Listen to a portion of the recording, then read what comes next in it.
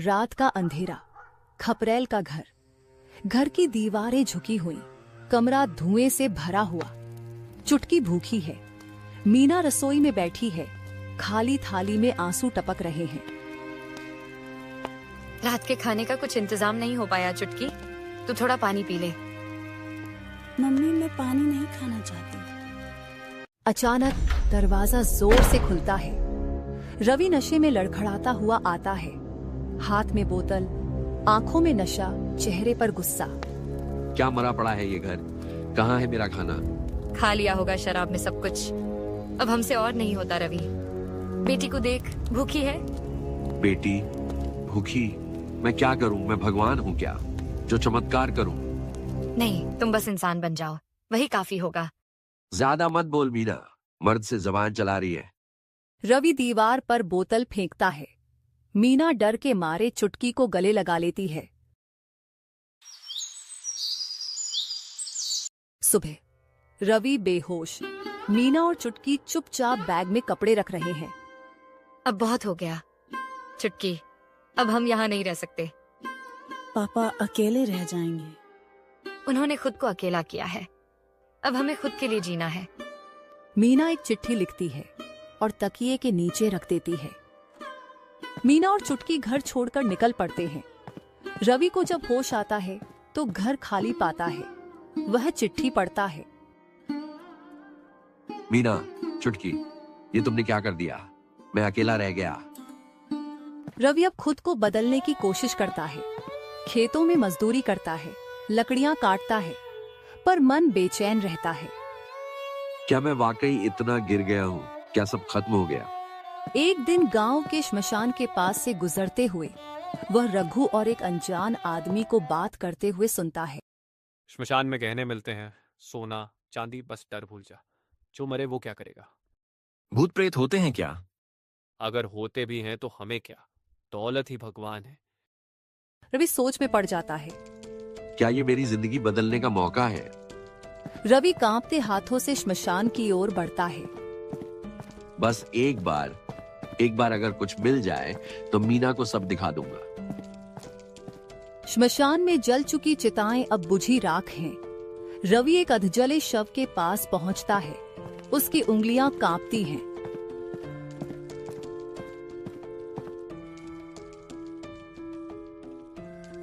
माफ करना, लेकिन मेरे पास और रास्ता नहीं है। वह धीरे से महिला शव के कानों से झुमके निकालता है। अचानक हवा तेज हो जाती है और कानों में एक फुसफुसाहट आती है। वापसी की कीमत होगी रवि। कौन है वहाँ? लेकिन कोई नहीं दिखता। रवि डरते हुए झोला उठाकर भागता है।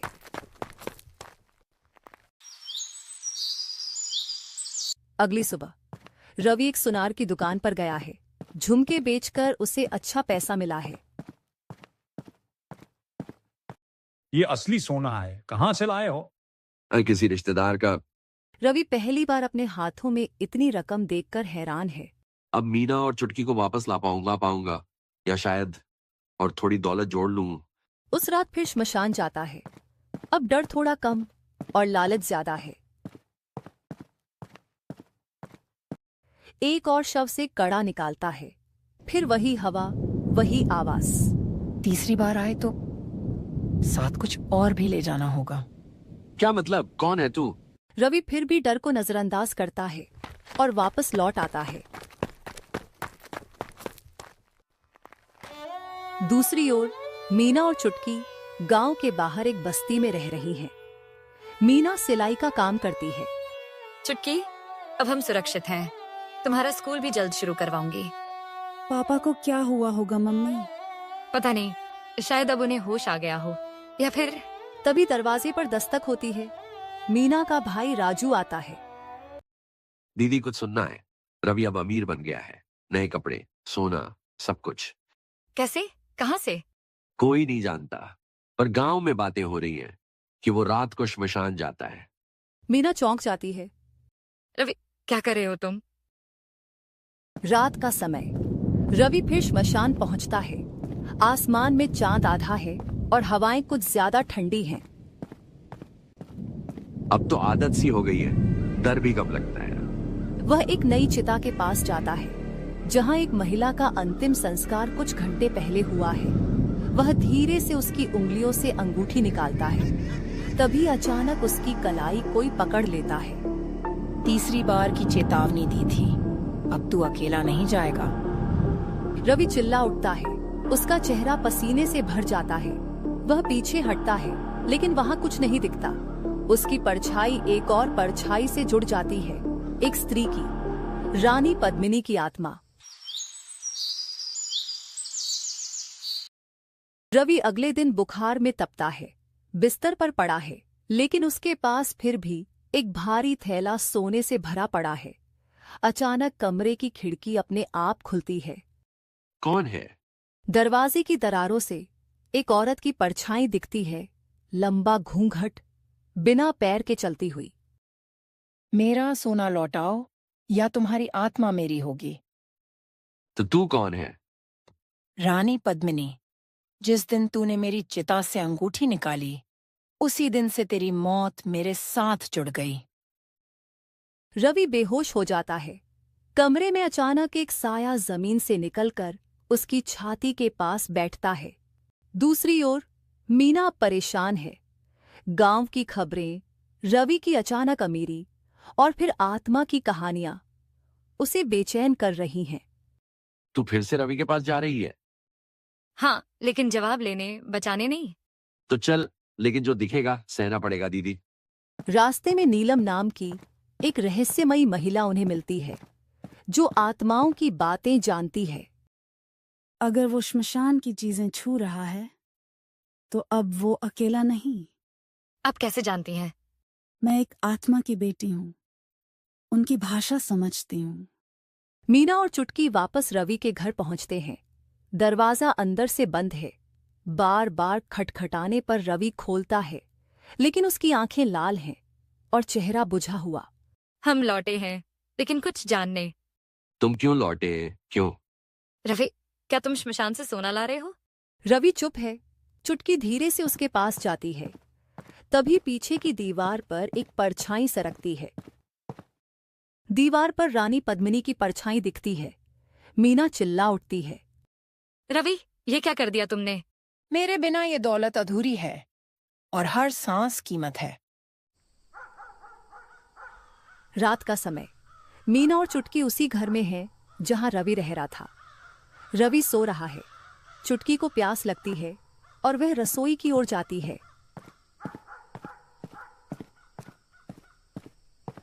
जैसे ही वह रसोई का दरवाजा खोलती है, उसे वहां एक औरत खड़ी दिखती है, बिना चेहरा, सिर्फ बाल और साया। मम्मी! मीना दौड़ती है, लेकिन वहां कुछ नहीं होता। रवि भी जाग जाता है। अब तुम चुप क्यों हो रवि? ये क्या सब हो रहा है हमारे साथ? मैंने गलती कर दी मीना, अब शायद देर हो चुकी है। मीना, राजू और नीलम आत्मा को भगाने के लिए किसी तांत्रिक की तलाश करते हैं। गांव के एक बुजुर्ग उन्हें बाबा तारणदास का पता बताते हैं। वो जंगल के किनारे रहते हैं। 40 सालों से आत्माओं से बात करते हैं। तीनों बाबा तारणदास के पास जाते हैं। तुम्हारी आत्मा शापित नहीं, ठुकराई हुई है, उसे न्याय चाहिए। क्या वह माफ कर सकती है? सिर्फ तब जब उसका स्वर्ण उसे लौटा दो, पूरा और शुद्ध रूप में। बाबा तारणदास आत्मा की सच्चाई बताते हैं। वह रानी पद्मिनी थी, एक अमीर घराने की विधवा, जिसने मृत्यु से पहले अपने गहनों को जलवा दिया ताकि कोई उन्हें चुरा न सके। लेकिन रवि ने... हम कैसे जाने वो सब क्या क्या था? आत्मा खुद बताएगी, लेकिन उसके लिए मौन चिता पूजा करनी होगी। रवि का पुराना दोस्त सुधीर अचानक गांव आता है। वह रवि से मिलने आता है और उसकी बदली हालत देखकर हैरान होता है। तू और इतना पैसा, क्या चक्कर है? मेरी एक बहुत बड़ी गलती है, जिसकी कीमत अब तुम समझोगे। क्या तू मुझे भी श्मशान ले जाएगा? रवि उसकी आंखों में देखता है और सिर झुका लेता है। रात। सुधीर खुद अकेले श्मशान पहुंचता है, रवि के बिना। वह खुद एक चिता से कड़ा निकालता है। जैसे ही वह अब मुड़ता तू भी है, मेरा हिस्सा है। अगले दिन गांव में खबर फैलती है, एक युवक की रात को मौत हो गई। आंखें खुली की खुली रह गईं। रवि, अब नहीं, अब इस शाप को खत्म करना ही होगा। नीलम पुराने जमाने के गहनों की जानकारी ढूंढती है ताकि यह पता चले कि रानी पद्मिनी के पास क्या क्या था। झुमके, नथ, करधनी, पायल, चूड़ियां, अंगूठी, लेकिन एक नवरत्न हार सबसे मूल्यवान था। उसी हार की आत्मा सबसे अधिक रक्षा करती थी। शायद वही नहीं लौटा। रवि याद करता है, नवरत्न हार उसने पहली बार श्मशान जाने पर पाया था और उसे सबसे छिपाकर जमीन में गाड़ दिया था। क्या वही हार उसकी आत्मा को बांधे हुए है? खुद अकेले हार निकालने जाता है, लेकिन आत्मा वहां पहले से मौजूद होती है। अब तुझसे वो लौटेगा नहीं, बल्कि तू लौटेगा नहीं।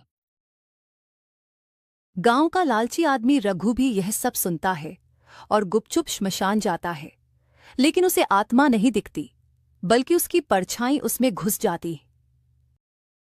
रात, चुटकी अचानक नींद में बड़बड़ाती है। रानी दीदी कहती हैं, मुझसे नाराज नहीं है, लेकिन वो पापा से नाराज हैं। चुटकी, किससे बात कर रही है? मम्मी, रानी दीदी बहुत सुंदर हैं। उनके पास ढेर सारे गहने हैं। आत्मा अब स्पष्ट रूप से दिखने लगती है। खिड़कियां अपने आप खुल जाती हैं, बिजली चमकती है। रघु का शरीर धीरे धीरे आत्मा की गिरफ्त में आता है।